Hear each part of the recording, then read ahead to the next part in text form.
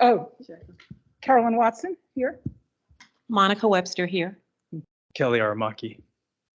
Thank you. All right, now could we proceed to the introduction of the student? Thank you, President Watson. I'd be happy and honored to introduce to the board and to folks here at the meeting. This is Zoe Patch. She's a sixth grader at Tillicum, and she's accompanied by her proud father, Sean, here, capturing it all on video. Go ahead, Zoe, if you would lead us in the pledge, that would be fantastic.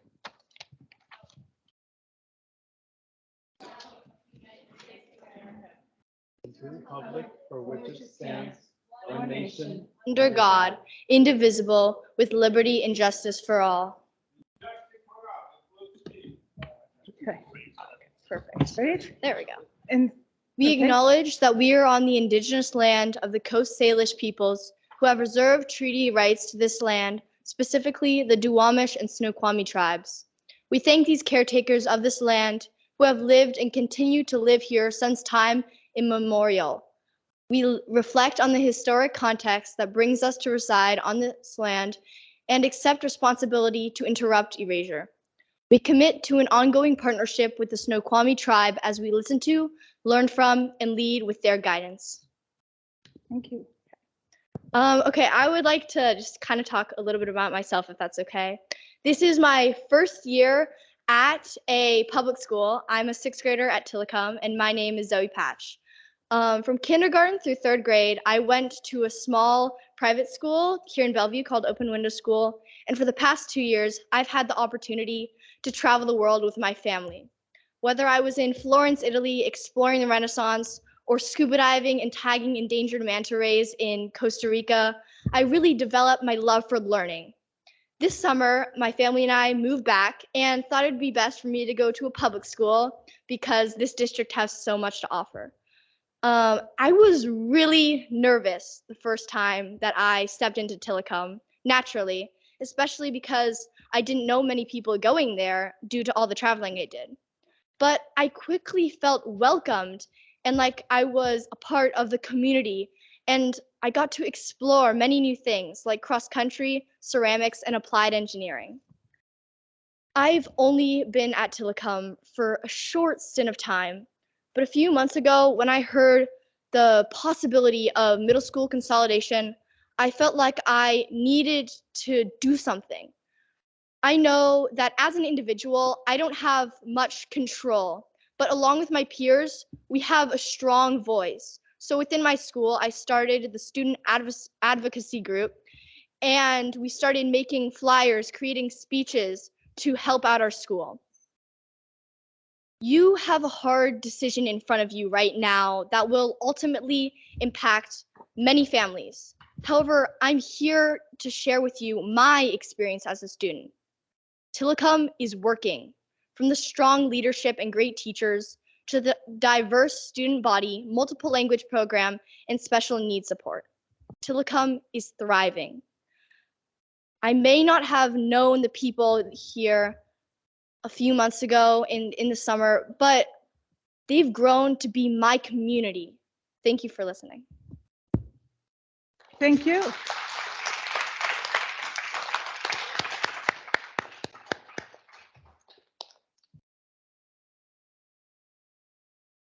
Okay, next, item 1.6, we have acknowledgements. From December 7th to December 15th, we have Hanukkah. On December 25th, we have Christmas Day. And on December 26th through January 1st, we have Kwanzaa. Director Block has joined us now. So now I call for a motion to approve tonight's agenda. Second. All right, okay, I'll say I moved to approve tonight's agenda, and then Director R seconded. And so all in favor of that? Aye. Aye. Okay, so the agenda is approved. So now we will move on to the consent agenda. May I have, okay, I'll move to approve the consent agenda. Will someone second? I'll second it. Okay. All in favor of approving, or any discussion? Let me just say that. Okay. All in favor of approving the consent agenda? Please say aye. Aye. Aye. And I didn't hear no nays or abstentions. Okay. All right. That concludes the consent agenda. Now, we're going to move into the superintendent updates. Great, thank you. All right, I have just a few updates to share with you this evening. Go ahead and go to the next slide. Just want to make mention of in the consent agenda that was just approved, we have all of our school improvement plans, and I want to thank all the schools for their hard work in putting those together. A few things just to mention about the school improvement plans, which now I'm realizing it's a little bit small to read, but the way the school improvement plans are developed, we first start with a district strategic plan. And so we're in the middle of a strategic planning process, but the overall direction of the district guides the work of all of our schools. From the strategic plan, every year we develop an annual plan, which is kind of the collection of goals that we're all aiming for together. And then out of that annual plan, the schools develop school improvement plans, which basically take kind of the big direction from the district and make it actionable in the schools. And so that's kind of how we develop our school improvement plans. A couple of highlights that I want to share from this year's school improvement plans. You'll see in them, if you read through them, there's a major focus on student voice and agency. And I'll just say, listening to Zoe, seeing our students who are here tonight, we're well on our way to really elevating the voices of our kids. That is a big focus for us in the district. The second thing that you'll see in our school improvement plans is this concept of map data and street data. So map data is kind of looking at the data that shows this big picture how our kids are doing. Street data is the data from talking with our students, like what is happening on the ground, what do the kids think that we can improve. The third thing I'll just mention about the school improvement plans is that the development of the school improvement plan is a very collaborative, very intense process that happens at the building. And so teachers get together in their teams, the teams get together with the leadership teams, and they design their school improvement plan together. So I just want to say thank you to the schools for all their hard work in developing these plans. And we look forward to seeing the work to be done this year led by those plans. Next slide. A couple of things I want to mention. So I love this quote about the beloved community. This is a theme, across the year, but this is a quote from Dr. King. Our goal is to create a beloved community, and this will require a qualitative change in our souls, as well as a quantitative change in our lives. It's a really amazing quote, something to think about for sure, but there's change that happens inside of us, and then there's change that we then see through our actions. I bring that up because we are doing work as a school system to create a beloved community here in Bellevue. And so if you look at the next slide, the school district administrators, so all of the principals and assistant principals from all of the middle schools, all of the schools in the district, we've gotten together in December to talk about the current state of harmful discriminatory language that we hear in our schools. And so there's a lot that's happening, particularly with what's happening in the Middle East, but even before that and after that, we have had issues where kids have been hearing discriminatory remarks. And so we met as an administrative team. We talked about the current state, what's happening in our buildings. We then spent time learning from other schools on what they're doing to address harmful and discriminatory language in their buildings. We spent some time exploring resources and identifying next steps to build and sustain a beloved community. And then we worked to strengthen our practices for responding to incidences of bias. And so we want to make sure that our kids feel safe in our buildings. And so we spent a lot of time talking about the strategies to interrupt any incidents of bias that we see happening in our buildings. The last thing that we did was to review our non-discrimination policies and procedures. And so we have really clear procedures and policies about discrimination, about harassment, intimidation, and bullying.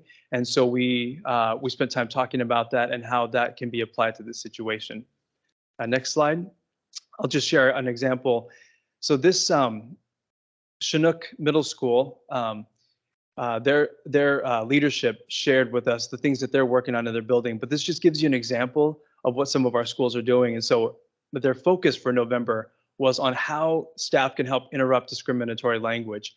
One of the questions on our Panorama survey that we asked kids to fill out is, do you hear discriminatory language?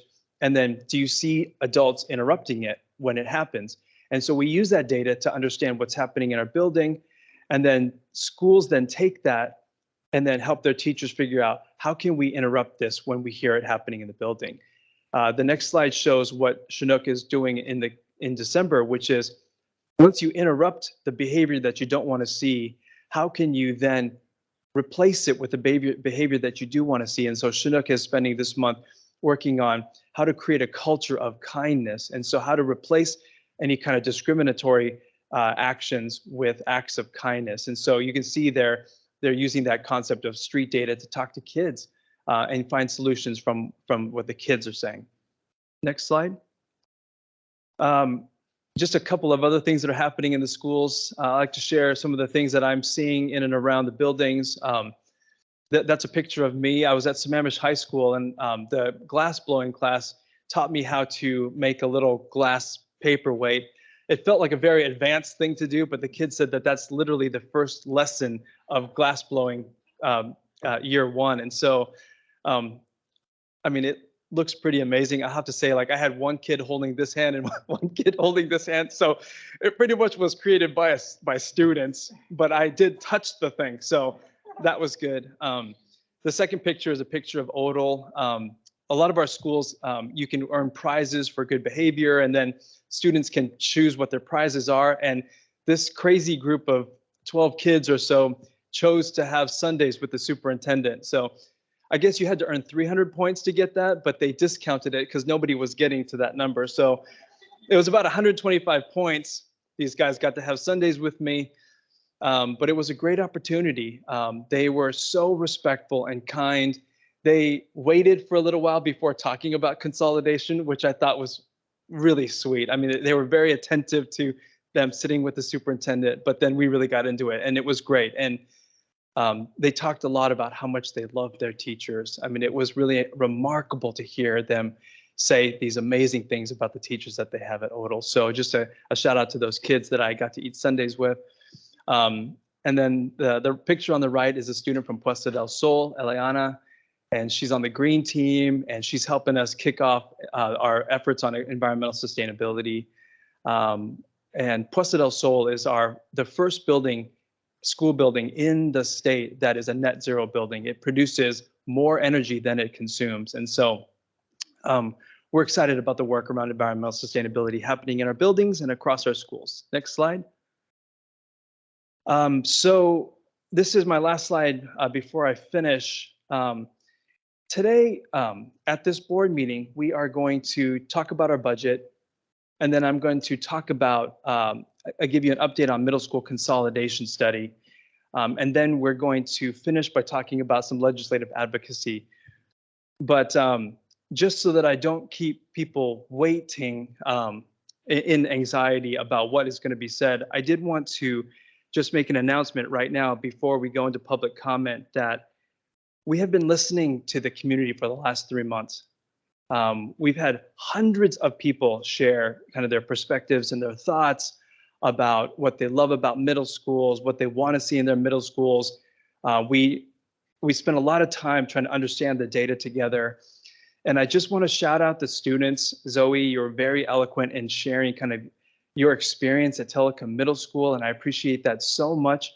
And all of the kids, I mean, we've received like hundreds, maybe thousands of letters from students about what they love about their buildings, about how challenging a time is, coming out of COVID and all of that stuff. And so I'm going to get into this later in the meeting, but I do want to say just at the top of this meeting that having done this 3-month review of what our community feels, of what our data says, and what our budget looks like, that we're going to announce earlier than planned, which was going to be in January, that we are not recommending any middle school consolidation. So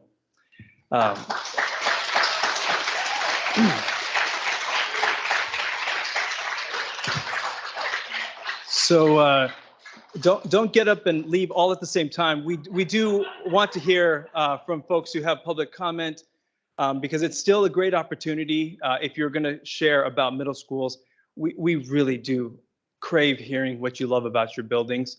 It is a testament to the amazing teachers, to the great community, and just a kudos to the advocacy from the kids. There's a whole bunch of other factors that I'll mention later in this meeting, and so you'll want to tune into that. But that's the headline, and that's the end of my comment. Wow. Thank you. Okay, now we have public comment, which was slated for 7 minutes from now. Will it throw people off if we start earlier? Okay. All the folks signed up for public comment are present in the building, so it should be Okay, just great. fine. All right, so I'll leave it to, oh, okay, point of, I don't know, technological information here. I can't get into Teams to put myself up there, and I'm using my phone and I'm not liking it. So my apologies. I noticed that Director Block is also using his phone. It's just something's wrong with our technology right now. So I'm gonna stop doing that because it's bothering me. Okay, so let's go into public comment. So let me go over some of the guidelines before we all kind of get up at the microphone. So we love hearing your input. We love it when it's really thoughtful. But because of our calendar and the fact that we have to do all this other business, we usually only have 20 minutes in a meeting. So we like it if you can limit your remarks to 2 minutes. In fact, I'll have to try to cut you off if you try to go too much beyond 2 minutes. Please just finish your thought or your sentence or your phrase, but don't go much beyond that. Okay, you can always give written documentation over there to the board secretary. We'll listen carefully, but we will not respond right now to your comments. Okay, so we have to ask you that we may interrupt you if we feel that you're going into violating our standards of civility. Okay, so nothing libelous, nothing slanderous, nothing is an invasion of privacy. Please don't say anything that's obscene or indecent. Don't violate school district policy on harassment, intimidation, bullying, or discrimination, or incite an unlawful act, or create a material of substantial disruption of the board meeting. But as the board has the final decision in determining whether things are appropriate, but we also recognize the distinction between uncivil discourse, which we can't tolerate, and comments about the board that are negative but still civil. So you're allowed to say negative things, just be civil. And you can always email us at board@bsd405.org or leave a voicemail for us. And we thank you, for all the effort that you put in to coming and to talk to us. So with that, we will proceed. And our first person. If I could, President Watson, I'm just going to give some instructions. All 10 speakers are here in the building. The order of speakers are there in front of you. What we'd ask speakers to do is just make your way to the podium, introduce yourself, make your comments, and when that clock on the wall, when it looks like, as it's winding down to the last 20 seconds or so, the next individual can make their way closer to the podium. But it's really important, speakers, if you would please introduce yourselves to the board prior to making your comments. So we are ready to roll with our first speaker. Okay, Reagan Rebune.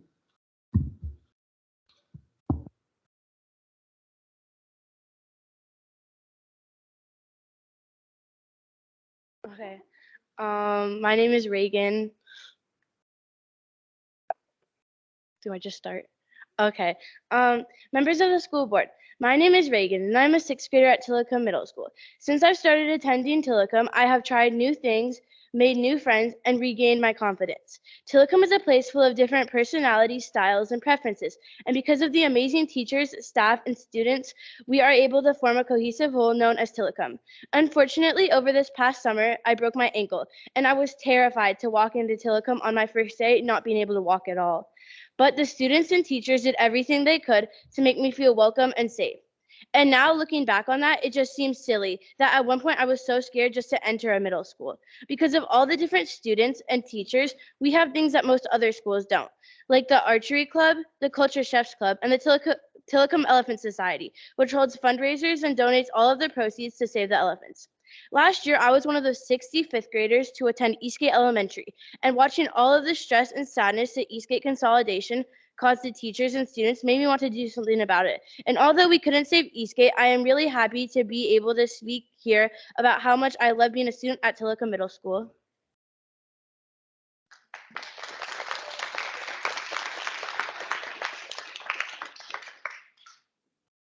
Next, we have Chengxi Wang.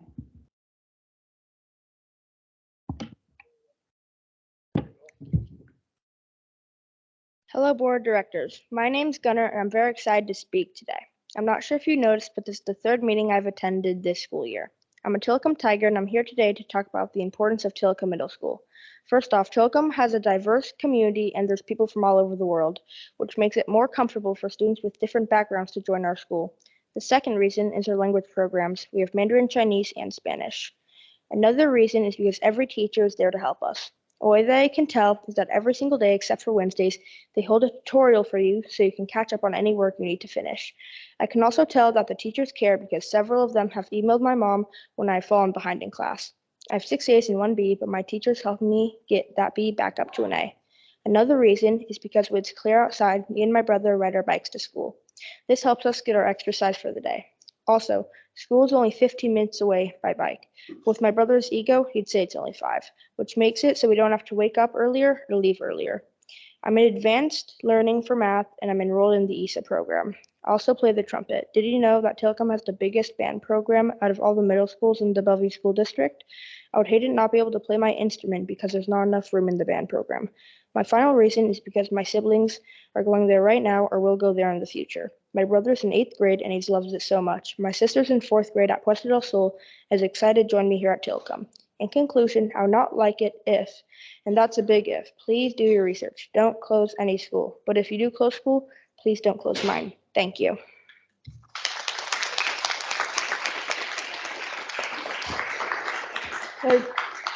Next, we have Fernanda Navas Escola.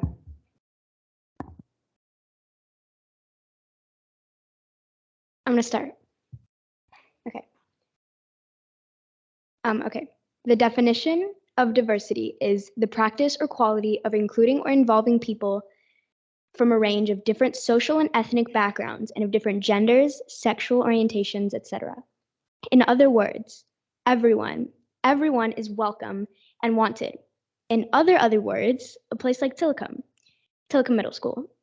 My name is Fernanda Navas Escolar, and I'd like to welcome you to a little bit about my experience at Tillicum. So the bell rings, like I'm strutting down the hallway, and I'll just stare at everyone I pass because every face is new and interesting. And I know that everyone I pass learns differently and speaks differently and is walking differently and is differently. And it's a place like Tillicum where they can walk, learn, speak, act, everything differently, and they'll be loved, not just by the staff, but by the students, the built-in community that makes Tillicum the amazing place that it is.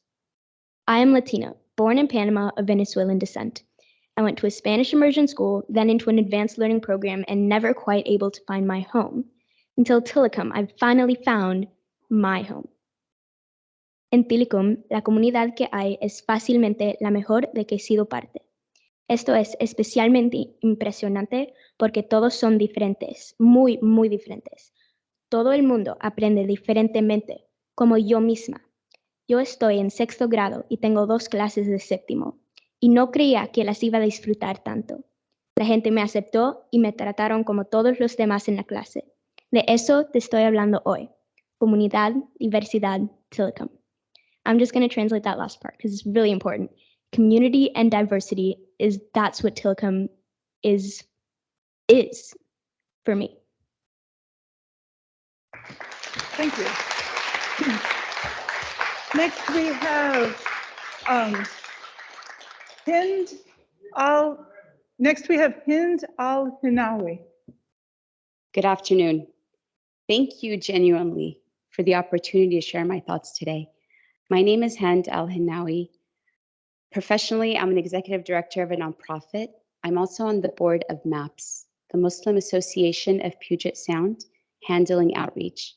But more importantly, I'm the parent of 2 students in the Bellevue School District. And I want to talk to you today about Islamophobia and the microaggressions that our students are currently facing. The disease of racism and Islamophobia is a significant concern for parents, as it has extensive negative impact not only on your Muslim student population, but the wider community.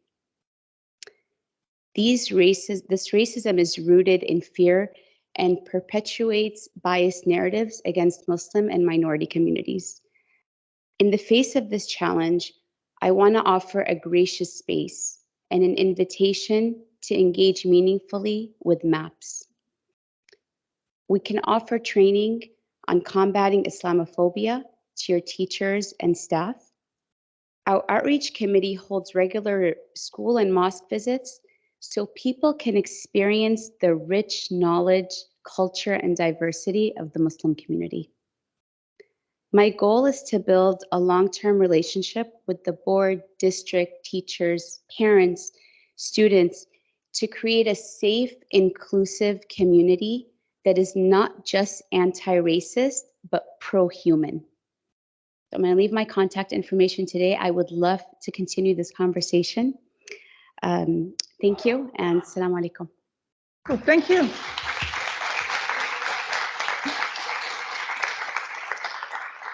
Next, we have Chuyang Fu.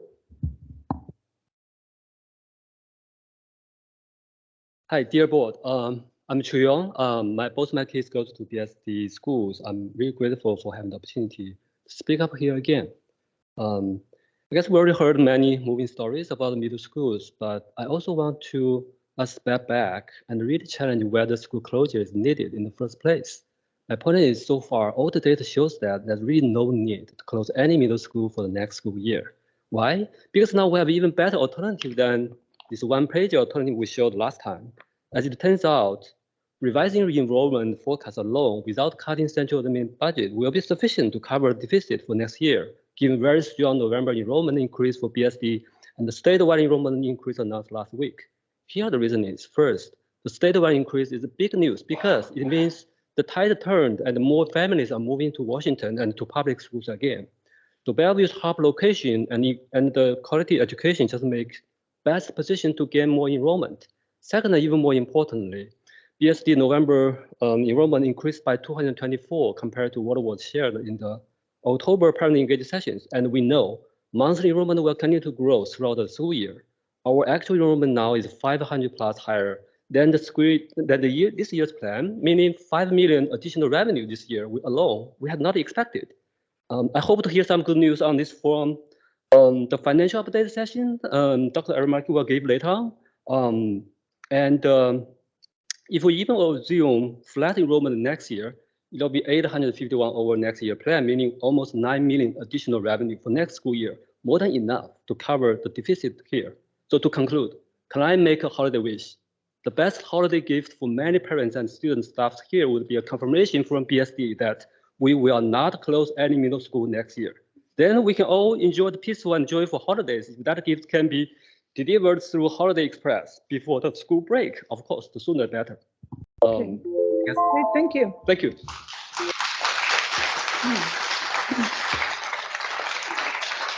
Okay, next we have Luna Wang. Good afternoon, dear member of the school board. Thank you, appreciate. Good afternoon, dear member of the school board and fellow parents. I'm the mother of a current 6th grader at Odo Middle School. I first want to thank the school board's school district staff and board for all the hard work. It has not been easy, particularly because of all the changes we have been through in the past few years due to the pandemic. And this discussion of the financial deficit is being very difficult for all of you and be stressful. Past a few years were also hard to our students. At an age when they should be building connections and flourishing among friends, my daughter and her peers were suddenly facing a situation of being confined at school and were only able to interact with the teacher and peers through screen. This not only affects their social and emotional development, but also give them deep-seated fears and uncertainties about their future. Choosing auto was a decision for continuity. My daughter wished to stay with her friends she finally managed to connect with after reopening of in-person in school. The discussion of closing school has brought additional stress to them. Witness her anxiety over the potential loss of her school community is heart-wrenching. This group of students were shouldered enough disruption at a young age. Stability in their education is now more than a benefit, it's a necessity. So thank you so much for this thoughtful approach of deciding not doing school consolidation anymore. This commitment is crucial to maintain trust with the current and future families in the district and demonstrating that school needs are the priority for our community. Thank you so much. But other than that, I do acknowledge that the district is still facing financial difficulty at the moment. But let us help. I really hope that the board can maintain open and transparent two-way communication with the families. We are ready to engage, support, and actively participate. Thank you. Thank you. Right. Next, we have Derek Song. I'm a parent from Aldo. I have prepared this piece of paper and practiced for 2 days. But now I think I don't need it.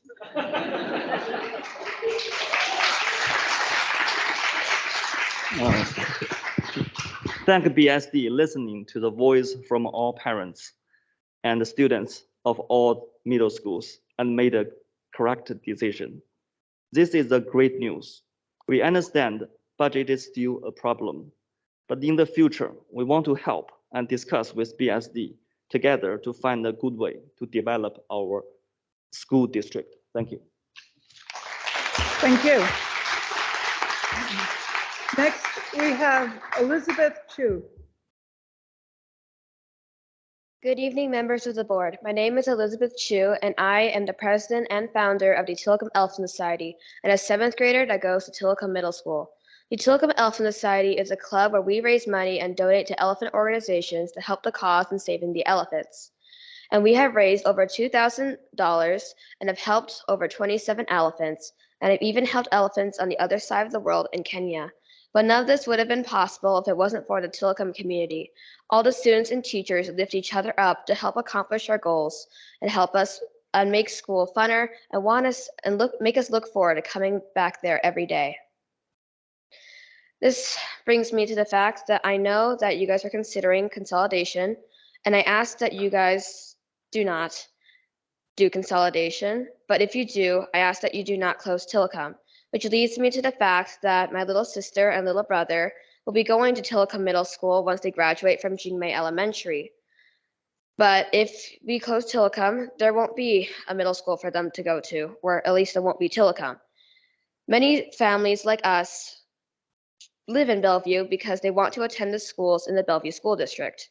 But closing one of the major middle schools like Tillicum will cause many families to leave, causing the enrollment to drop even lower. So I ask, if you do consider consolidation, please do not close Tillicum Middle School. Thank you. Thank you. All right. Next, we have Arayab Kabani. Thank you all for having me, and thank you all for providing this wonderful space to talk. I'm addressing what you have been saying, Dr. Armaki, about the situation in the Middle East and how our children are feeling in the schools these days. I wrote a lot, and I wanted to tell you about my own daughter's situation in the classroom. But I'm gonna cut to the chase and say that in order for our children to feel safe and in order for them to be better leaders in the future, we would like the curriculum to be unbiased and to tell the truth and to teach the children to look for both points of view in any current situation, in anywhere in the world. The fact that our children are learning something and they are listening to the news and they are seeing something completely different, it's not even fair for them or for us who are trying to give them an identity and to tell them who they are. I appreciate all your help and thank you very much for listening to me. Thank you. All right. Next, we have Saloni Gupta.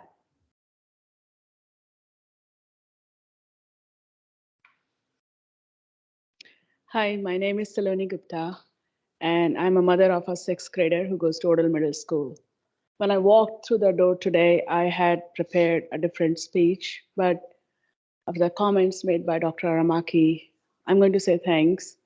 And I'm going to make a point that I still wanted to make. And I'm going to refer to a study done by Denmark on school consolidation and the impacts of school consolidation specifically on kids' mental health and a different age and stage group. There is a reason there are more elementary schools and more middle schools than high schools in any district. Because when kids are younger, they thrive on smaller class size and group, and they have sense of belonging in their classroom with the teacher, with their peers.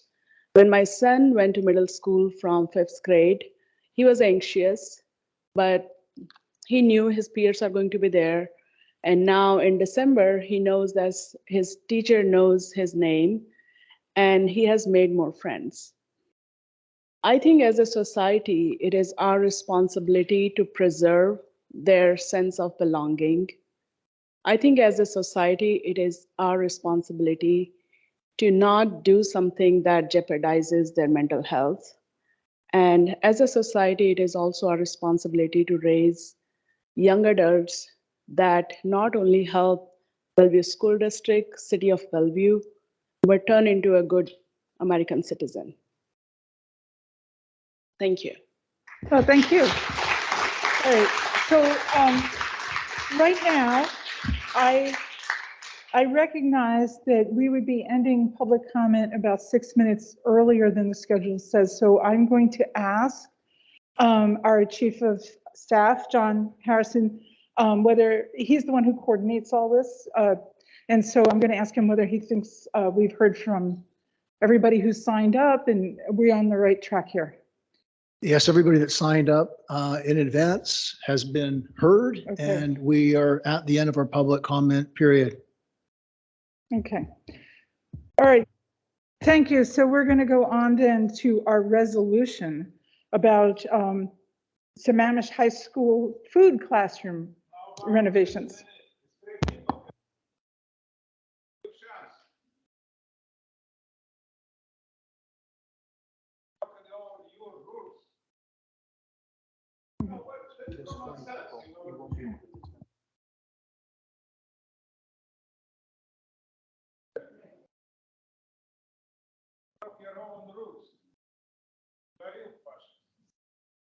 Okay, well, Sammamish High School food classroom renovations. Is there a staff member who's speaking to that? Yes.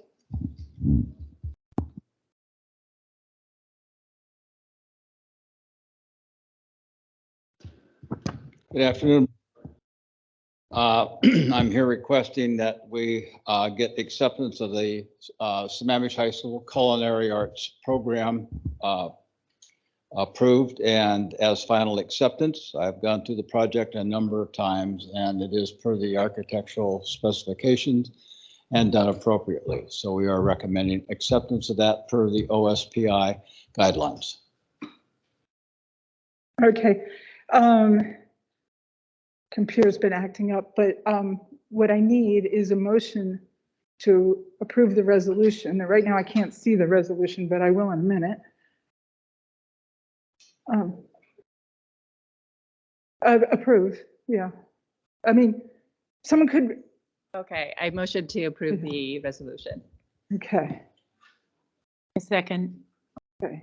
Is there discussion of this? I just want to sort of remind the board that it's one of our policies that we review these sort of major expenses. So that's what we're doing here. Okay, so Yeah, I'd appreciate some just brief discussion. Can you give me 2 sentences about what this project is? I'm new to the board. I'm not familiar with this project at all. Yes, when Sammamish was redone back in 2017, we had an area that was dedicated to the graphic arts program.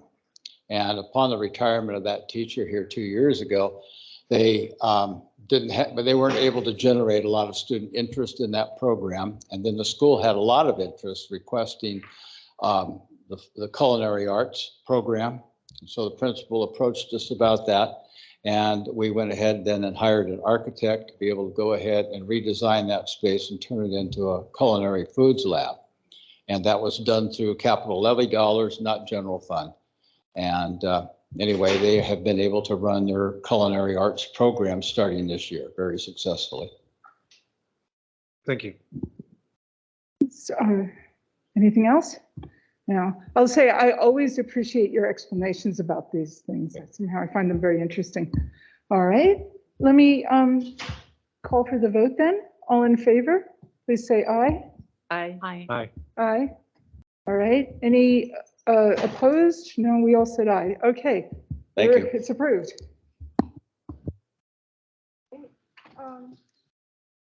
Next, we're going to have the financial update. All right, for the financial update, I'm going to turn it over to Deputy Superintendent Melissa DeVita. Thank you. Good evening, board. I appreciate the opportunity to present to you with an update on our current financial position. There have been a few changes that have taken place since we've last talked. We did meet on Monday, and I know that you've had an opportunity to go through this deck, so I'm not going to go through every slide because I only have 15 minutes, and I just want to make sure that I touch on some of the questions that you had on Monday and some of the high points. So can we go to slide 30, please? Thank you. This shows the property taxes that we pay in our community. Many people don't realize that we pay property taxes to 9 different jurisdictions in the city of Bellevue, not just to the school district.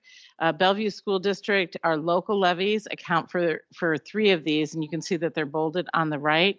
One is our enrichment levy that goes straight into the general fund that we can use then for our day-to-day operations, such as teachers' salaries and what it takes for us to run our schools. These funds are dependent on our enrollment. We are limited in terms of how much we can collect based on state law. To next year, it's going to be $31.50 per student. And so as enrollment shrinks, so does the amount of money that we collect locally to support our day-to-day operations. The other 2, one is a capital and tech levy. That's 48 cents per thousand, and that goes to technology and then capital projects like the one that Jack just had you pass a resolution on. And then lastly is the bond, and that is repaying the principal and interest on bonds already sold for when we rebuilt all of our buildings. Our bonds have a maximum of a 20-year life.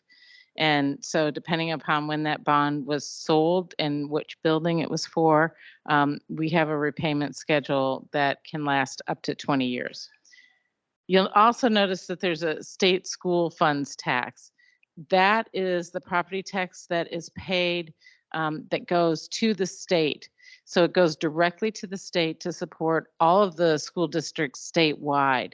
A portion of this will come back to us through the state's appropriations formula, which basically is also a student-driven formula based on enrollment. And so the state will then pay us back, will give us a portion of those funds based on the prototypical school model. And so that is the money that we also use then to support our day-to-day operations. And it is also enrollment based. One of the things that people should know is that the school district asks the community to approve an amount of money that we can collect. We don't ask them to approve a tax rate.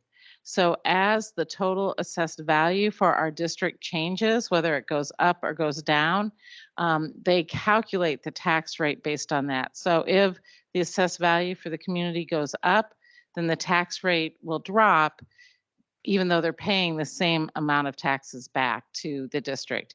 The impact on an individual homeowner really depends on how their value of their property moves in comparison to the whole.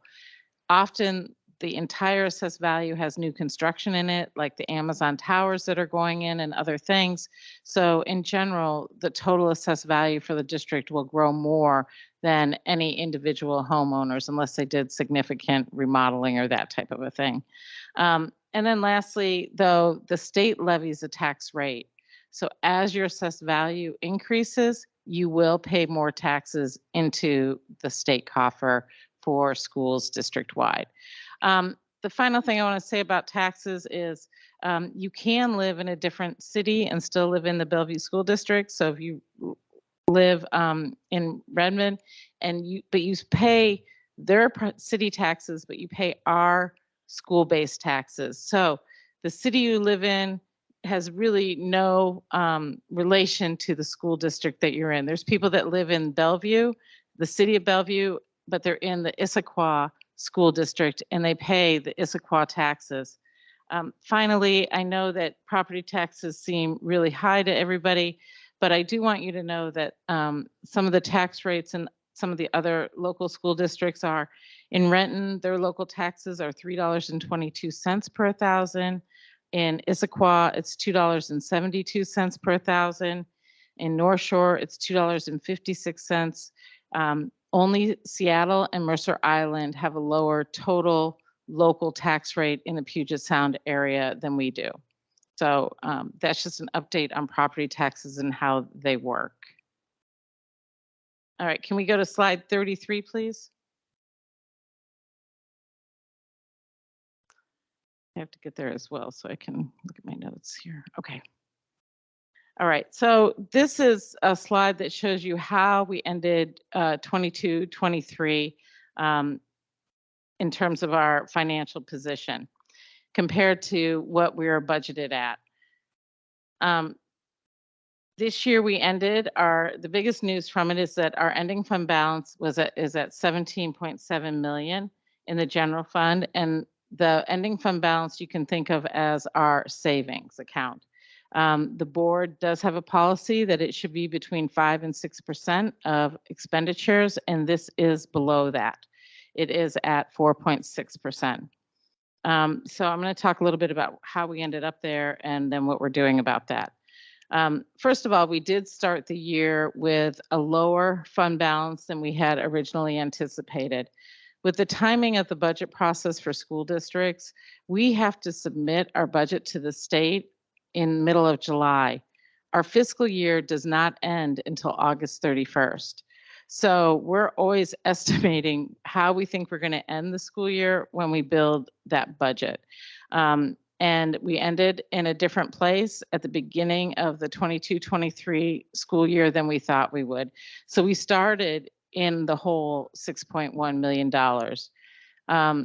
Then we had 500 fewer students than we had forecasted moving into the 22-23 school year, which is $5.2 million lower in revenue.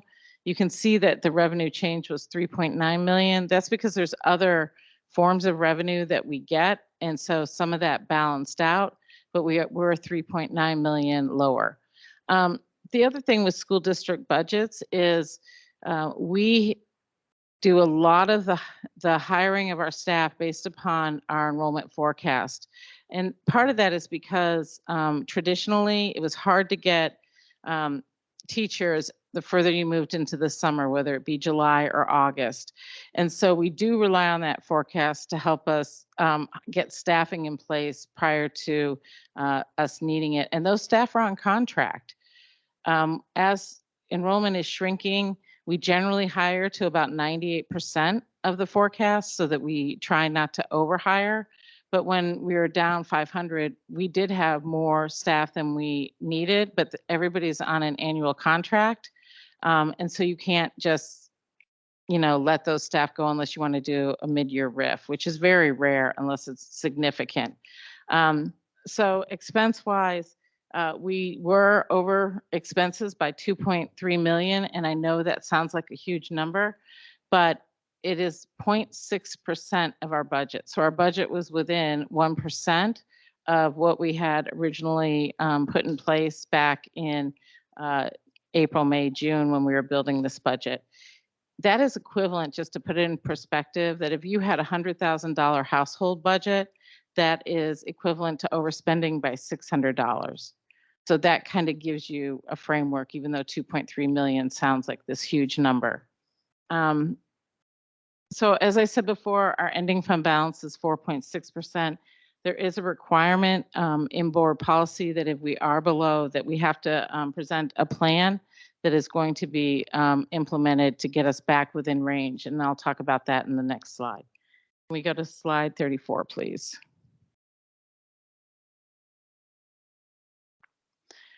So for the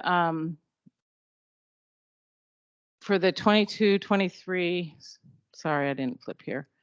For the 23-24 budget, we originally anticipated revenues close to 384 million and expenses at 383 million.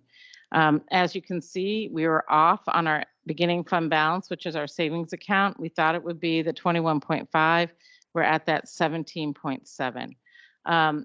But we are starting the year with 700 more students than we had forecasted from a revenue perspective. We built our revenue on 350 less students than we built our expenses on. The reason why we did that is because if we had lower enrollment coming in this year, we wouldn't be in such a deficit position. So it gave us a bit of wiggle room. So we assumed less revenue, but expenses to cover all of the students in the forecast to make sure that we had enough staff on hand. So that 707 more students equates to that $7.2 million increase in revenue. On the expense side, we had to get some additional teachers and other staff because we have 357 more students than what we had staffed for or assumed in our expenses. And so we did have additional expenses now of $4.9 million, but that does give us a net increase of $2.3 million in what we expect to go to the ending fund balance or the savings account. I do want to say that 293 of those students are non-resident students and are coming from other districts who have requested to attend our schools. That is an increase of over 60% of non-resident students.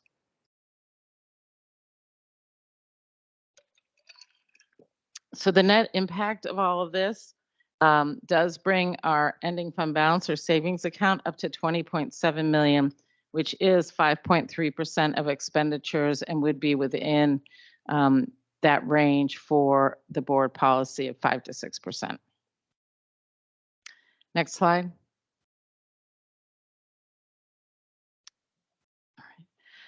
I know there's been a lot of discussion about central office administration expenditures and what we spend versus others. This comes originally from a presentation that North Shore did to their board. And so when I saw that, I thought I better look at some additional detail and see what's in there. So I went through and I reviewed all of the employees that have been aligned to this and all of the materials, supplies, and operating costs. And there are some things that are put into this category that don't belong there. And it's because of where their budgets sit. So for example, we have additional pay for teachers that was put in place for the last contract that totals $1.6 million that is sitting in the human resource budget. But those expenditures should really be aligned to teaching and not to central office administration. It also has preschool teachers, substitute principals who spend their time in our buildings as building leaders, and other things in here that don't belong, which accounts to $5.3 million. This group of activities, and you can see down at the bottom, I did put in like what activity codes there are. This also includes the office staff for our facilities, maintenance, nutrition services, and transportation groups. And in addition, it includes the leadership for our instructional programs and our curriculum developers, which develops our instructional materials, professional development for our teachers, and the leaders for pupil services. So we know that one of the areas where we have a larger department is our curriculum department. All of this being said, it doesn't mean there aren't opportunities in this area for us to look at where we're spending and to further reduce that spending. And so that will be one of the things that we look at as we look at the 24-25, sorry, I'm getting my years, at the 24-25 budget. And so we will be looking at those. The other thing I want to say about this is that these costs are not necessarily linear with as we lose students and lose enrollment and then spend less, because some of them, so really this is more of a step function, because whether we have 20,000 students or 18,000 students, we have to have a superintendent. Whether we have 20,000 students or 18,000 students, we have to have people in our payroll department, and we won't necessarily have less staff in there if we're paying 150 fewer employees. But if you drop down significantly, then yes, we will have fewer staff. So we definitely, it's an area we should look at. We will be looking at it in detail for potential savings, but it's not something that would necessarily move in a linear progression as enrollment drops. Okay, next slide.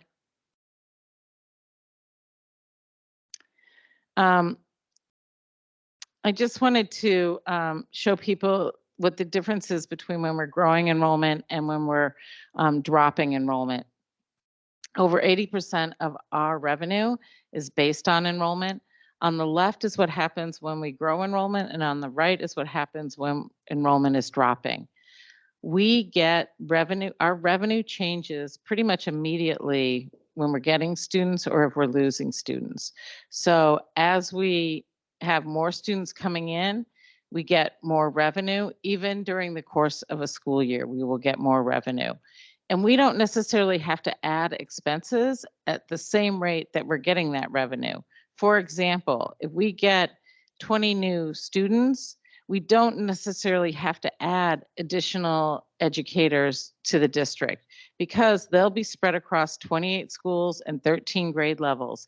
And in general, there will be room. So in 4th grade, we can add 2 kids at Clyde Hill, or we can add a couple of students in high school. So we don't necessarily have to change what we're spending. But the same is true when we're losing students. When we're losing students, we lose that revenue immediately, but we can't necessarily reduce our staffing as quickly because those students are also spread across 28 schools and 13 grade levels. So we lose 200 students, we're not going to see a reduction of 8 educators at that time, right? Because they're spread across everything. And so it really depended on where we lose them and how we lose them. So when enrollment's growing, we have additional money going to our reserve and building our reserve. When enrollment's shrinking, we're spending down that reserve until our expenditures catch up. One of the issues that we're facing right now is the fact that during COVID, we did spend down quite a bit of our reserves because we had smaller class sizes. We had 17 in many of our classrooms because of the requirement for social distancing. We had to buy the personal protection equipment. We had to have additional classified staff to take temperatures as kids entered our buildings and to do COVID testing and other things. So we didn't get funding for that, and we spent down some of our reserves. So entering into this enrollment decline, it made the situation even more difficult. Next slide. Okay. There's there's a lot of things that go on in terms of basic education, what's defined as basic education. We define special education as basic education. And one of the things I did want to point out is that the state is not fully funding basic education. There's a significant gap between what we spend in special education to meet the needs of some of our students versus the revenue that we receive from the state. And that gap is growing, and we are not the only district with this gap. Many, many districts throughout the state have this gap. And so this is one of the areas where we continuously talk to our legislators about increasing the funding in special ed.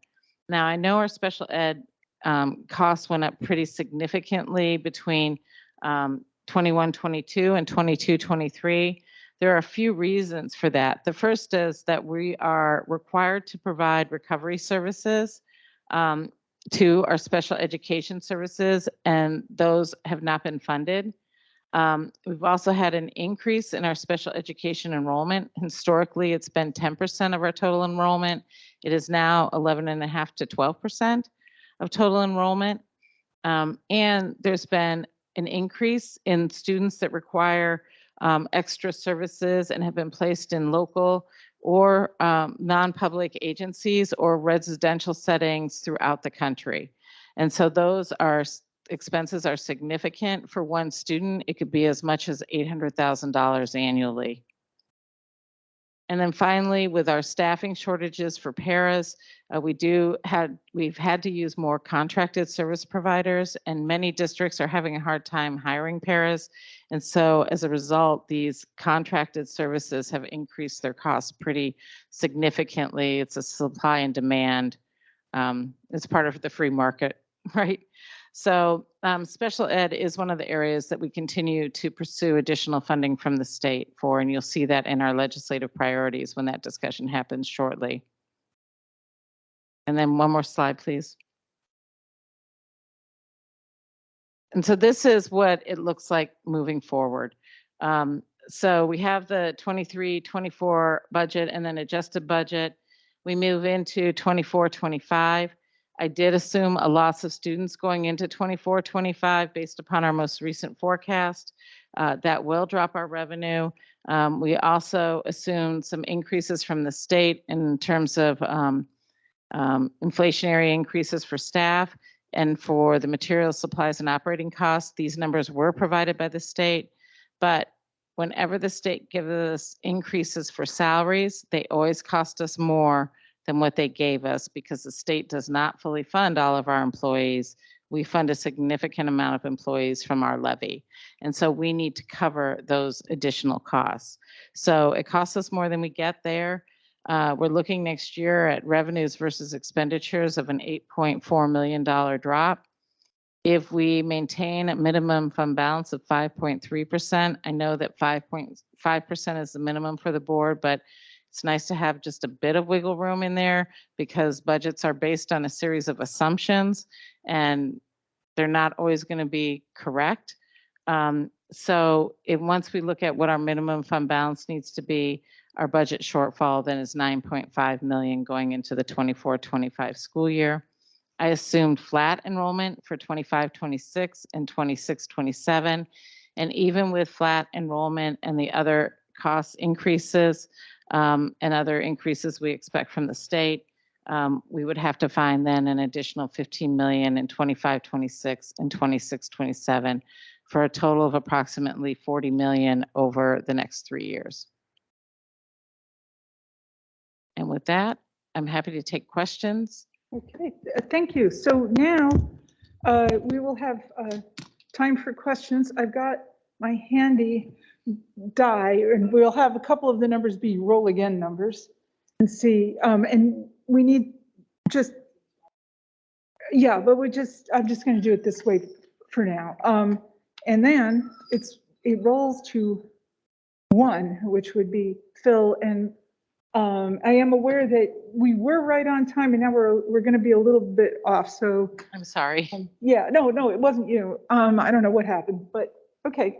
Let's see if Phil has something.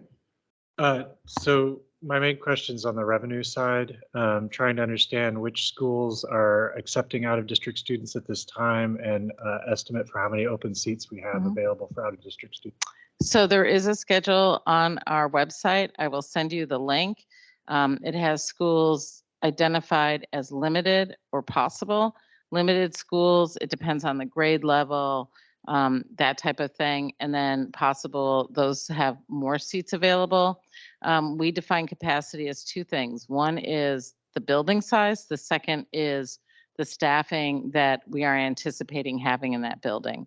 And so we look at both of those, and I'm happy to send you that link so you can see which schools are accepting students. Thank you. So we're going to go then to 2, which is me. And I'm going to just ask 2.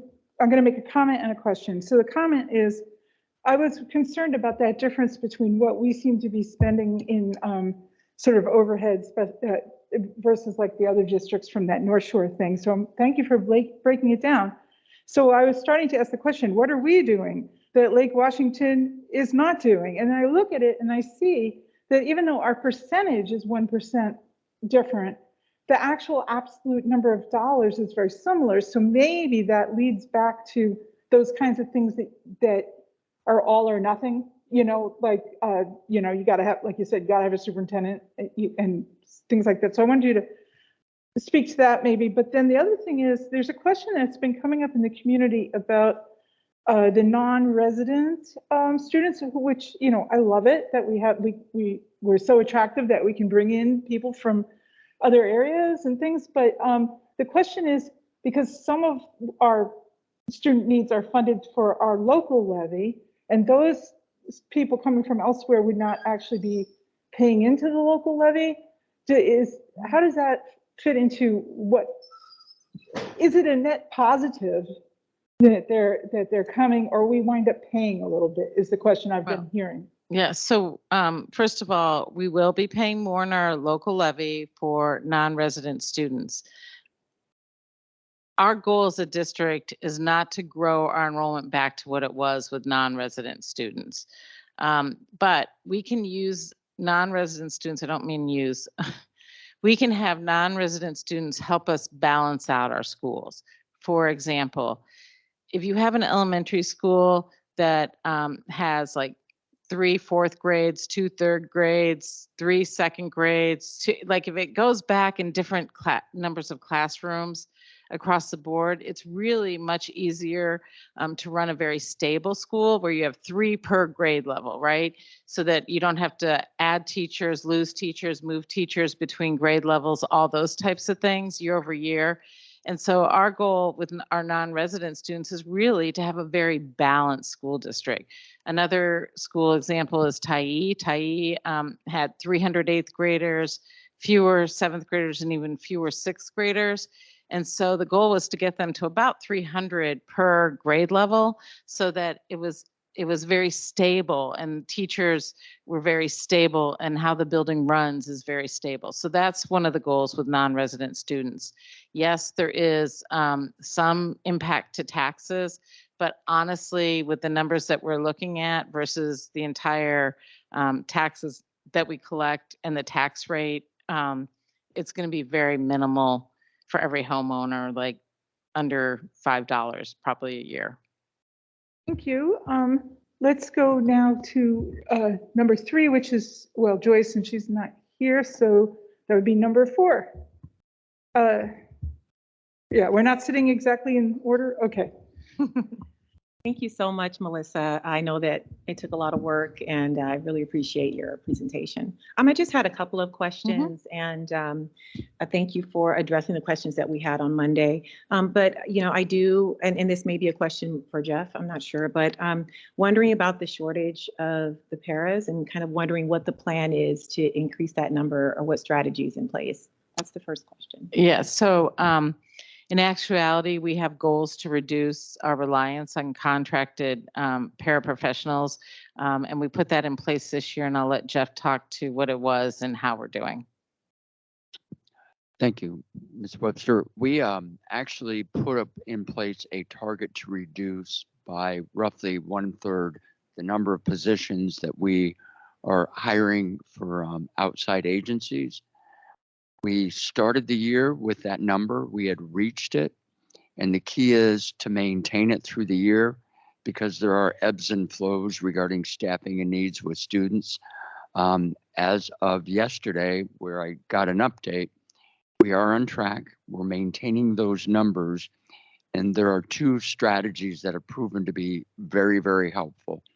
The first is we've done a very specific targeted approach regarding hiring. So instead of it being a pool looking at trying to get a whole group of people and then filling positions, we've actually gone the other way where we've started with a specific school or set of schools and then try to more closely match people with a school, because we know there's a strong affinity around people and how they feel about a particular school as a workplace.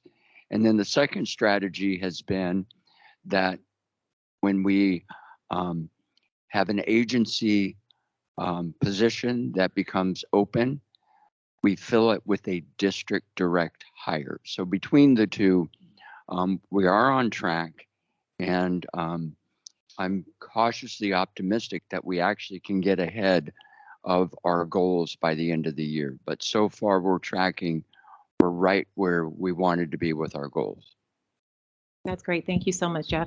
And the second one was around a slide that we didn't get to show, but it is on the improved actual to budget monitoring slide. Mm-hmm. And I just had a question around the budget analyst position. So these are proposed strategies to monitor the budget. Is that correct?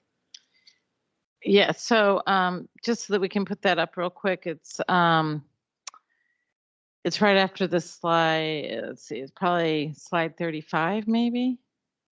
Keep going back. Right there. Up, forward one.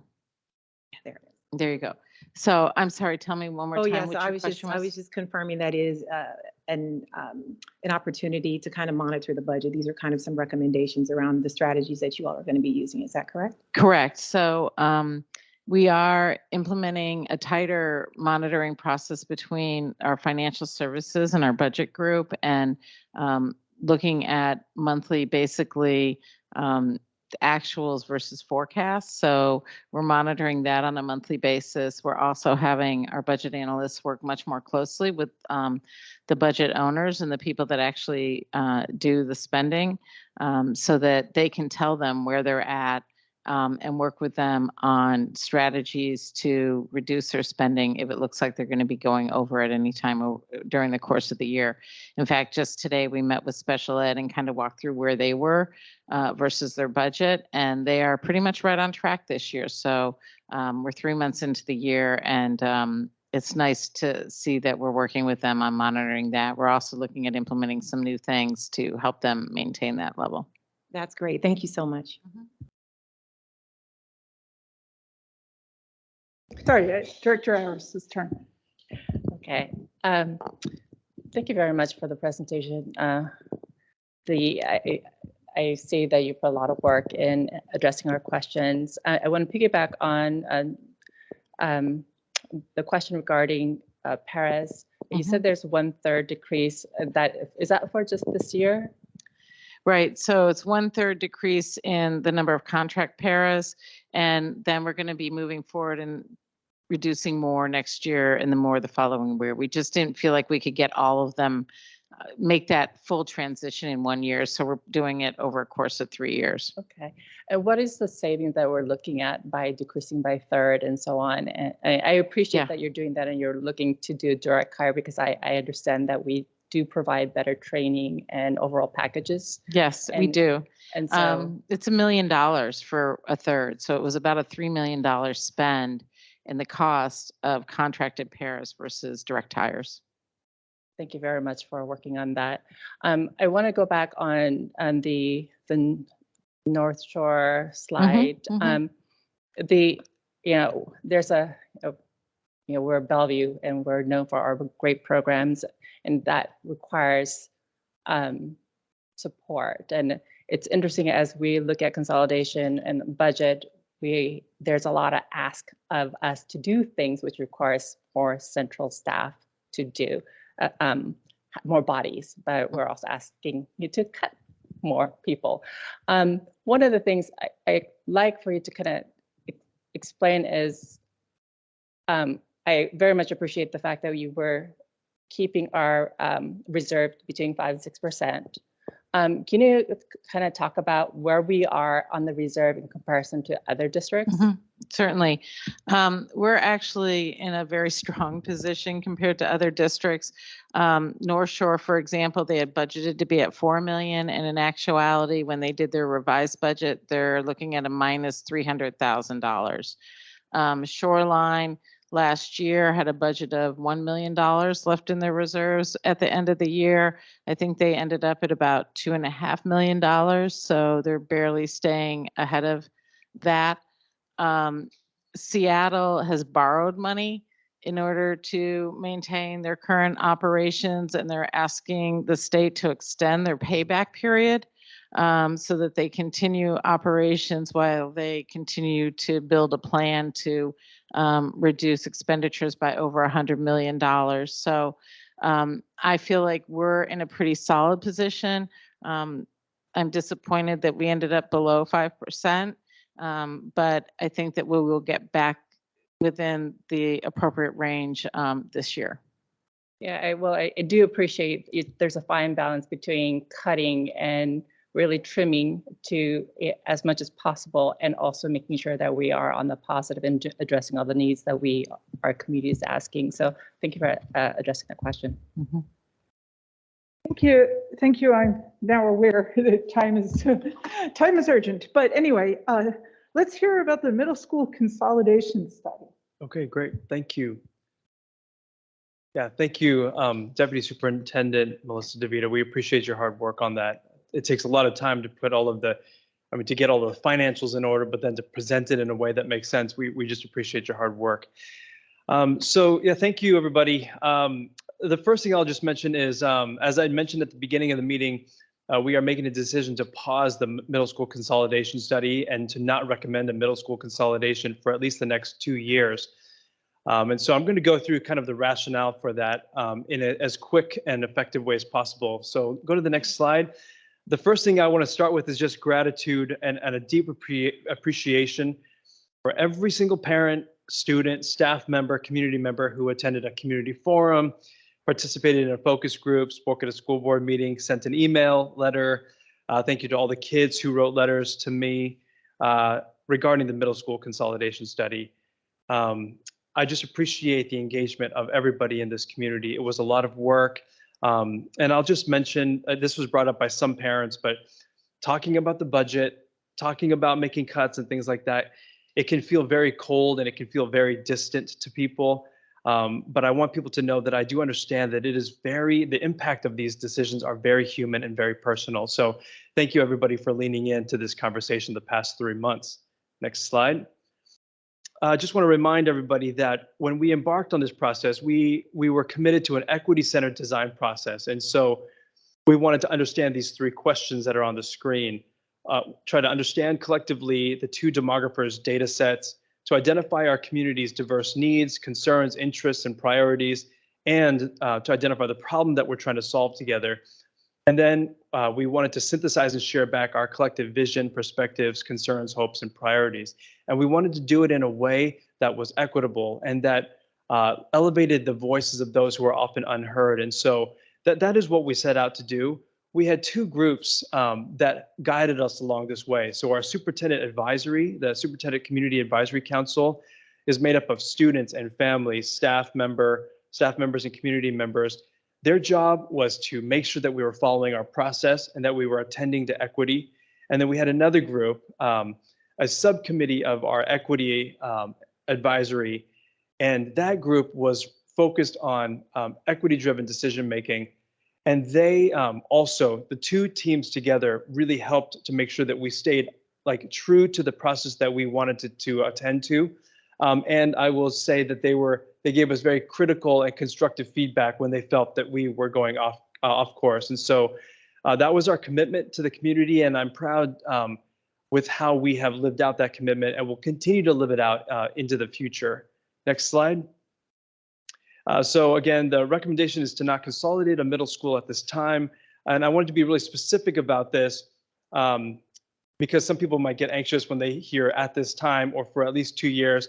And so my commitment to the community is we will have no consolidation for the 24-25 school year. We'll have no consolidation for 25-26. And in October of 2025, I will share another update around our enrollment and budget so people can kind of see where we're at. And at that time, make a determination if we feel that we need to restart a process to understand whether or not we need to consolidate. And so I want people to be able to, one, enjoy the holidays, two, breathe until October 25th and not have to worry about whether this is going to come up again before then. Okay. All right, next slide. So we learned some things. We set out to listen, and we learned a lot of things from our forums, but we've done tons of these kind of smaller, kind of targeted outreach to family members and groups. We learned a lot. I'll just summarize some things from our students. We just learned how much you love your schools. We learned how much you love your teachers. There are so many stories of kids talking about what their teachers have meant to them. I do feel that our kids understand what they have. They have amazing schools, great friendships, caring teachers, opportunities to pursue passions, all of that, diversity in their schools. Everything that the kids talked about today are the things that we heard loud and clear from the kids. Our families were just so loud and clear about their value of their neighborhood schools.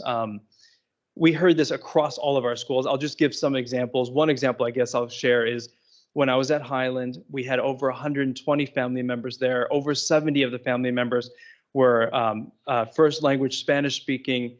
And just to listen to them talk about how much they love Highland, the excellence of Highland, the fact that the office manager is bilingual and how that matters to so many people, the fact that the staff at Highland care about not just academics, but about student well-being, the fact that the school has all of these resources right there available in the building.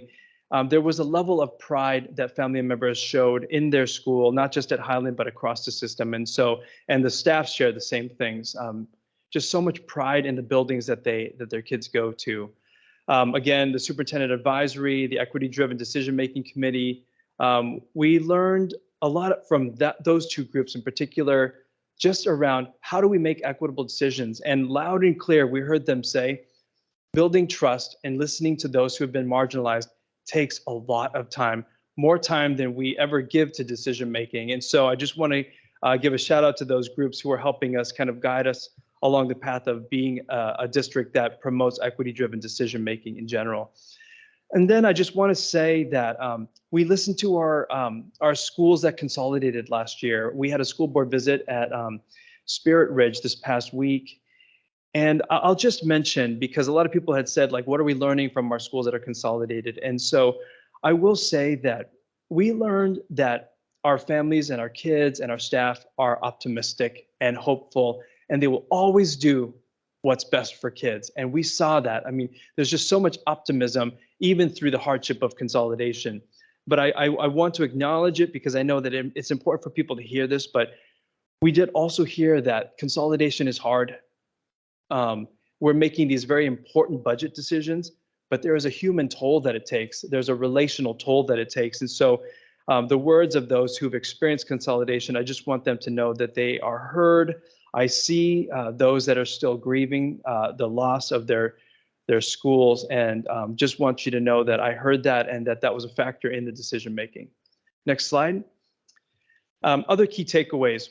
One, there's a deep sense of connection that people have to their schools. That is awesome. I'm very proud of that here in the Bellevue School District. Another takeaway is there was lots of questions around projections, in particular this year, because with elementary schools, we were dealing with smaller schools. The issue of lower enrollment was impacting our elementary schools, and they were very small, many of them very, very small. The middle schools, we are seeing a decline in enrollment right now, but the actual impact of enrollment is not yet hitting our middle schools like it is our elementary schools. So because of that, there is a difference between making a decision last year for elementary and making a decision for middle schools, because our middle schools in many cases are still quite big. Tyee, for example, has 900 students. And so people were trying to make sense of consolidation when the schools were still quite large. And so that is a takeaway and a factor. The third one, equitable outreach takes time and requires long-term relationship and trust building. Loud and clear, we heard that. And then the last one, consolidation does reduce expenditures, but not without a cost to relationships. Next slide. So in addition to what we heard from the community, there are other relevant factors in our decision making. And so outside of all of the sessions that we had in listening to families, we were doing lots of work through Melissa's kind of side of the house in understanding kind of the budget and all of that. And so just quickly, these are some of the other factors that we considered. One, it's important to note that we reduced year-over-year spending last year by $24 million. That was a very difficult thing for our community to go through. Like I said, a lot of people are still grieving it, but that taking $24 million out of our expenditures year over year helped us stabilize our school district this year and into the years to come. If we had not done that, we would not be in the position this year to even think about not consolidating a middle school. So with that foundation, the second thing is, it is true, I think Chuyong, you brought this up and others have brought this up, but our enrollment has increased slightly this year, in part due to innovative programming, marketing, and allowing people from outside the district to enroll.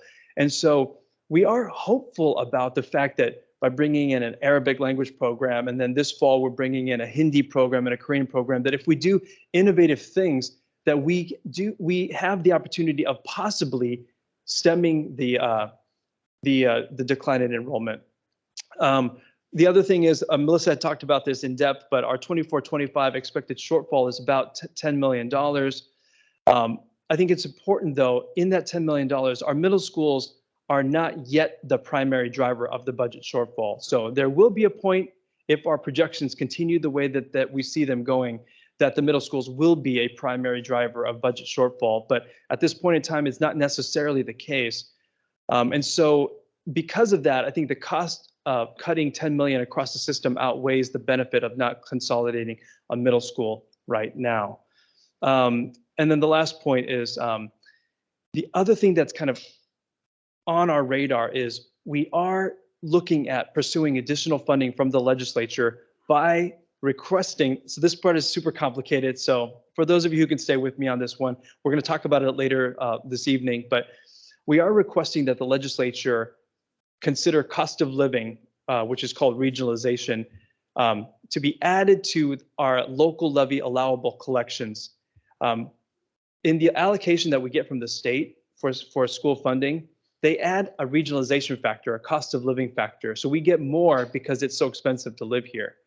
But in the amount of money that we're allowed to raise in our local levy, they don't let us consider cost of living. So the power of the dollar in our local levy is less than the power of the dollar in the state allocation.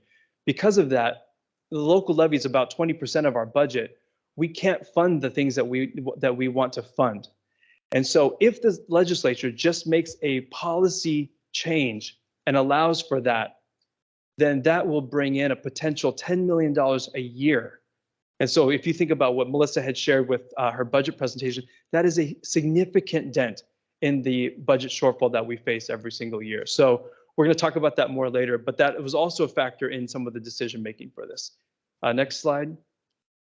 So we're going to go into the holidays. Break is next week. Don't forget that we do have school Monday and Tuesday, but from Wednesday, we're going to go and we're going to take a well-needed break. When we come back, I don't want anybody to take the foot off the gas pedal because there are things that we have to do. Just because we're not choosing to consolidate a middle school doesn't mean that we're out of the woods. So number one, when we head into January, we need to begin having community conversations about budget prioritization, and how we're going to develop a plan to reduce spending. That is going to be an important process for us. Number two, the school district, in partnership with our school board, we're going to be working with our legislators who are very supportive of this, but we're going to work very hard to advocate for changes to the local levy, as I mentioned before. And number three, we're going to ask our community to help us be creative. We're designing a new strategic plan, but we want our community to work together with us to say, what is it that kids and families want that will bring kids into the Bellevue School District? We want to innovate so that we can continue to bring kids into our system. Next slide, and I'm almost done, I promise. Here's the timeline for those of you who are super linear and just like to see it on paper. January, we're going to do a board study session that's going to be focused on budget. The school board, their job is to really oversee the budget, and they're going to help kind of set the guidelines for us. We're also going to be doing lots of district legislative advocacy. From February to March, we're going to be doing some community engagement around budget prioritization. And then in March, we should hear any outcome from the legislative session. It's a short session. And then by April, we will finalize a budget plan moving into the next school year. And then I put there in italics, of course, don't forget October 2025, which is 2 years from now, I will give another update on budgeted enrollment and then determine if there's a need to revisit consolidation for the middle schools. Okay. Next slide. And this is my last one. Yeah. So then just in closing, just to return to the concept of gratitude, we have an amazing partnership clearly with our kids, with staff and families. I appreciate Jill Rock is here with the BEA, but our labor partners are really important partners to us. Our community partners are the Superintendent Advisory, the City of Bellevue, the Bellevue Council PTSA. These partnerships are critical in us working towards a common good. And so I just want to say thank you to all of our partners because I think we don't have to live in survival mode over the next few years as we figure out our budget. I think if we kind of band together, strategize together, plan together, we can actually thrive even through financial tough times. And so thank you everybody again for leaning in over the past few months. I hope this is good news. I know that for some it will create some anxiety because finding 10 million this year is not going to be an easy task. But in general, I do feel, given all of the input, feedback, and the data that we've been looking at, that this is the right decision at this time. Thank you. All right, thank you for that. All right, thank you. I would love it if we could go next into the legislative priorities. Okay, great. So is that okay? Okay, great. I'm going to turn it over to John Harrison, our Chief of Staff, who's going to kick us off. But I think between John and Melissa DeVita and then Jane Aris, who is our legislative representative for the school board, it would be great, I think, for the community to hear about what we're planning. Great. Thank you, Dr. Aramaki. George, could you go open that document you had open a minute ago? There you go. Make that a little bit bigger. Okay. For the board, you have not seen this document. You can see that it's prominently marked draft. But what I want to say is that this document, which outlines a draft of our legislative priorities for the year, has been in the making since last spring and over the summer. And credit where credit is due. Director Aris is our current legislative representative, and Director Watt is the additional legislative representative.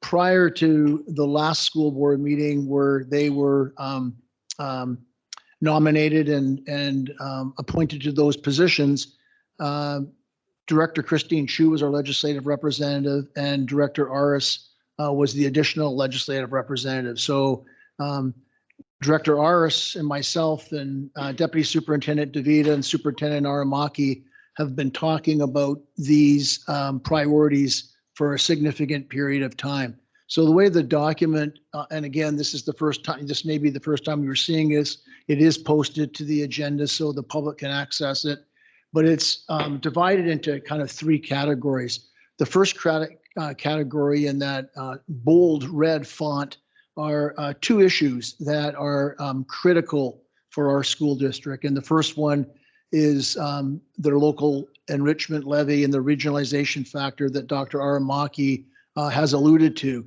And basically, Dr. Aramaki explained it as, and the way that I summarize it, if the legislation were to change, it would give us the opportunity to basically help ourselves at no cost to the state.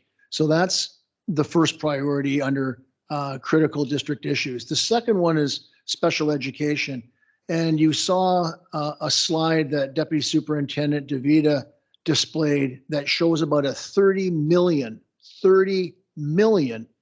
gap between what we spend and what we get from the state. So fully funding special education has been on our legislative priorities for a number of years, and it continues to be. Again, credit where credit is due. The legislature did make some adjustments in the last session. They were a step in the right direction, but they certainly didn't get us to where we need to be.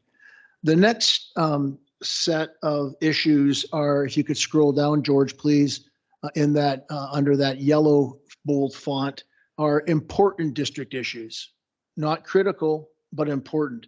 The first one is student well-being and mental health. And you all know that we invested heavily in this during the pandemic. The creation of our mental health assistance team framework has been outstanding. And we continue to encourage the legislature to enhance investment in mental health support, social emotional learning, and substance abuse prevention. The next issue under important issues to the district is a whole notion of affordable housing. And Deputy Superintendent DeVita mentioned it. We're finally seeing some progress locally and throughout the state in access to affordable housing. Affordable housing, I don't need to explain to anybody, is crucial for the building of inclusive and sustainable communities.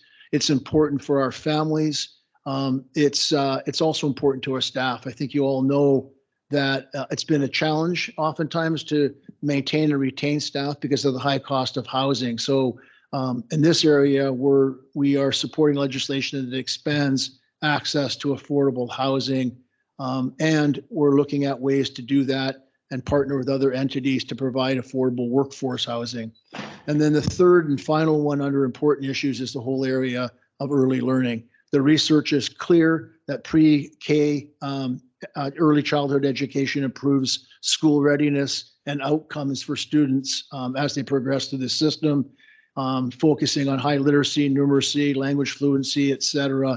The research is clear that this is a good thing to do. Universal preschool would be phenomenal.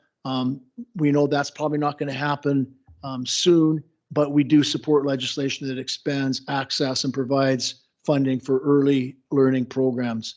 And then the last set, I'll do this really quickly, are additional issues that we support. We recognize that there are issues, longstanding issues, that are important to districts across the state, particularly some districts, oftentimes the smaller, more rural districts. So things like improving the transportation funding formula, things like addressing classified staff compensation in the prototypical school model, school construction formula modifications. And again, we're very fortunate in the beautiful buildings that we have, but it's an important topic. It's important to a lot of districts across the state.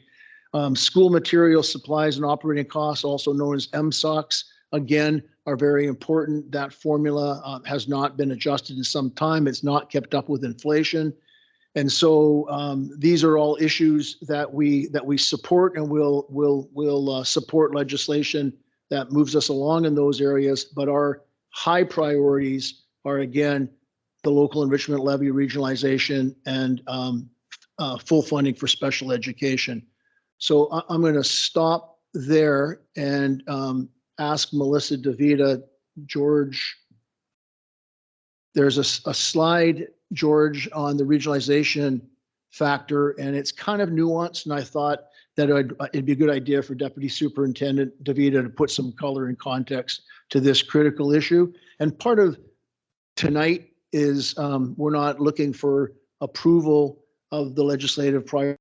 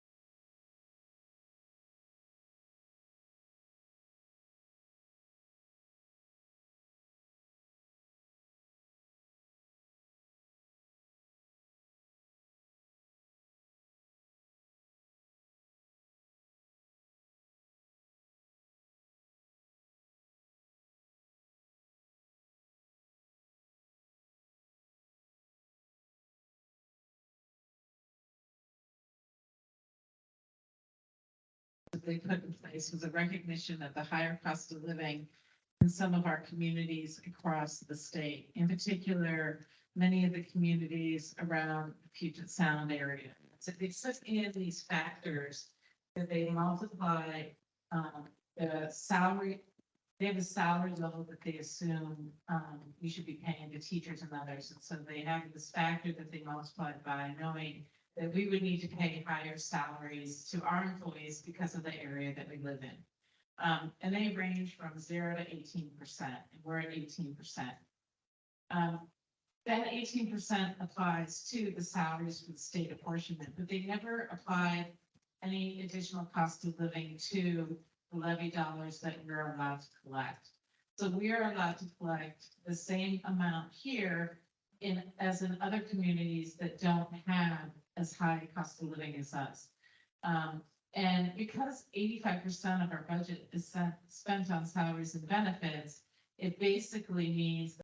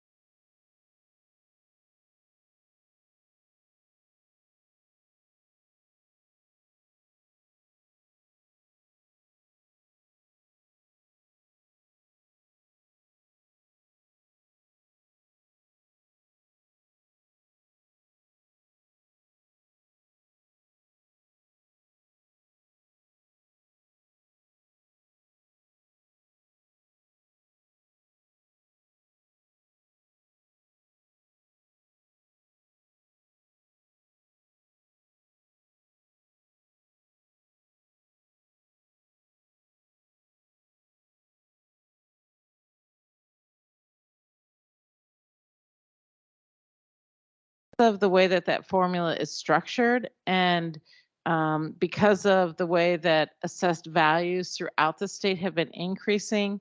Back in 2018, they spent over $400 million in this additional support of other school districts. We do not get this funding because we can pass our levies.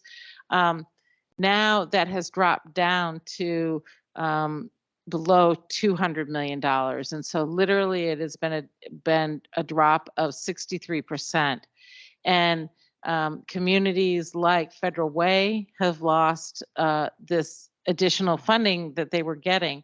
And it's because their assessed values have gone up, but the there hasn't been an economic impact on the students and the families living there. And so they have just as many families living in poverty as they had before, and yet they're not getting this additional funding. So one piece is the levy regionalization, where districts who can help themselves get an opportunity to do that. And the second then is this LEA funding, where the state can step in and help support districts that have higher poverty levels and have a hard time passing levies.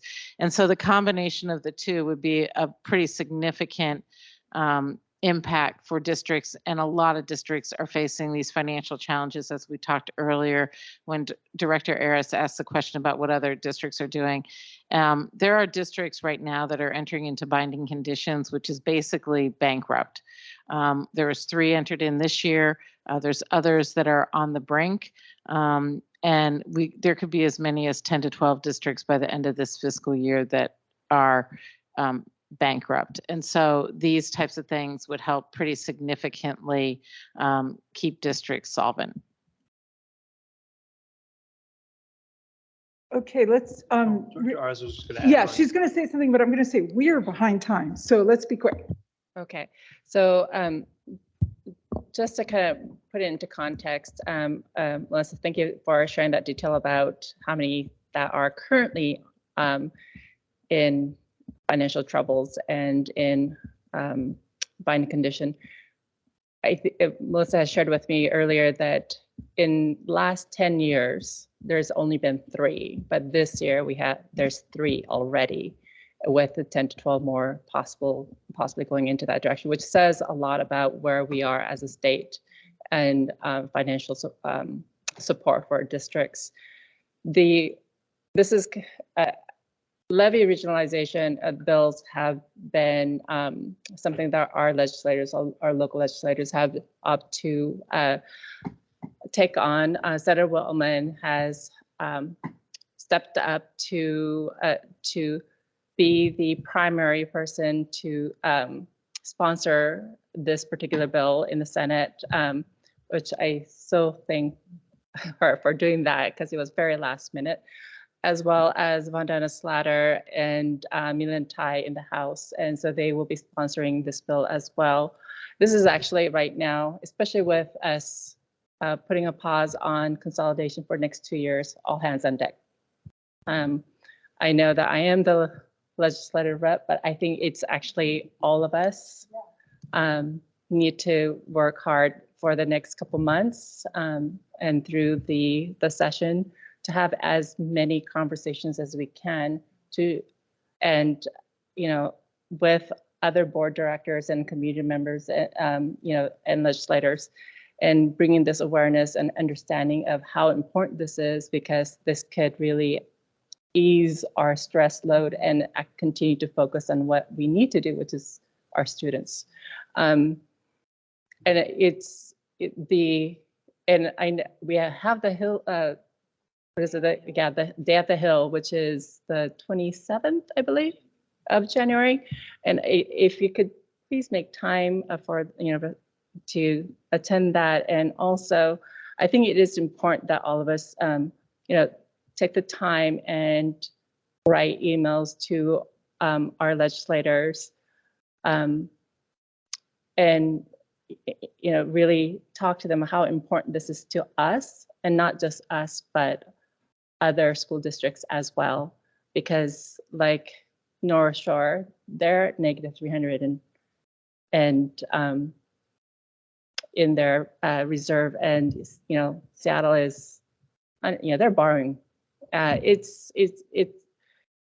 I love the fact that we, as a state, want to make sure that, and we do have decided that education is paramount, that we need to support and be equitable across the state.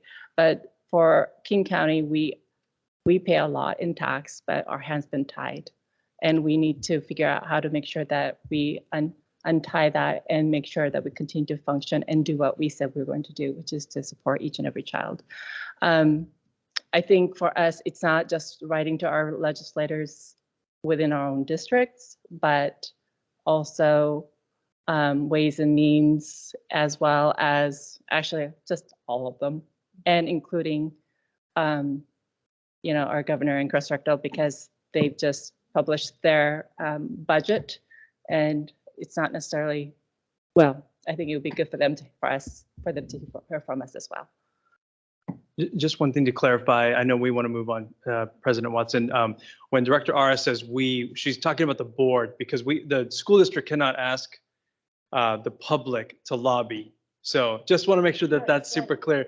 We're talking about ourselves here. The board, yeah. The district and the school board, this is the work that we are doing. I just want to make sure that people know. And then we are working. I mean, Director RS is constantly calling, saying, I have somebody on the line. We're going to meet. We're going to talk about this. And so I appreciate that.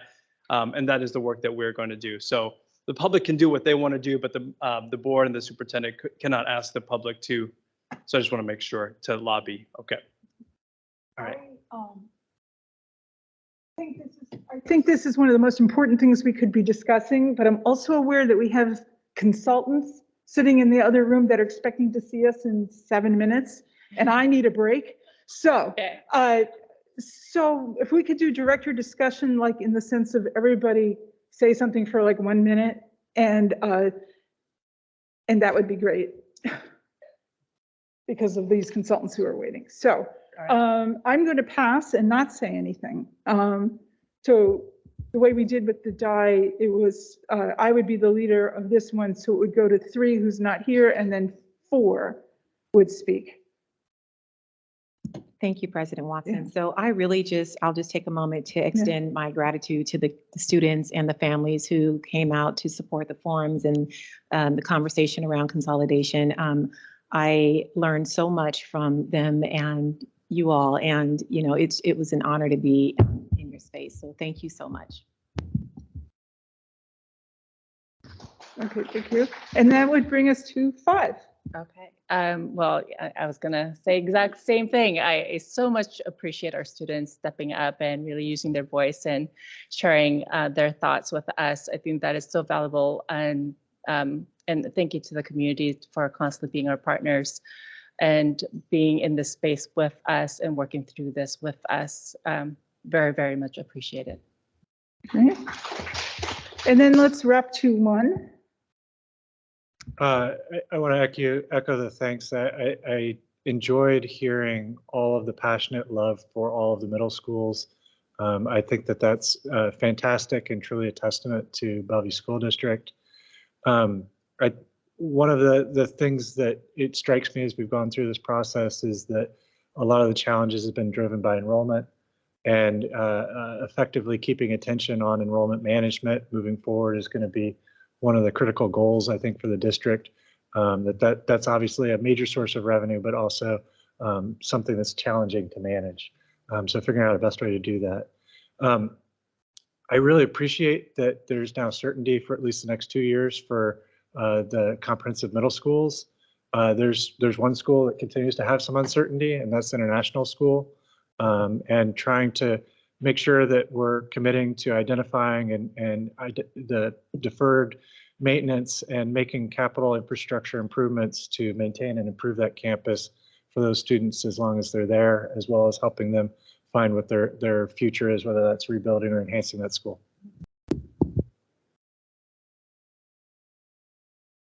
And with that, I'm going to say we're going to go on a break. We've got these consultants that are expecting us in 5 minutes, but I'm going to ask the consultants for 5 minutes of grace, so we could at least have a 10-minute break. All right, see you soon. Good job. You have to sign one thing. I signed this. Oh, stuff, but they didn't necessarily.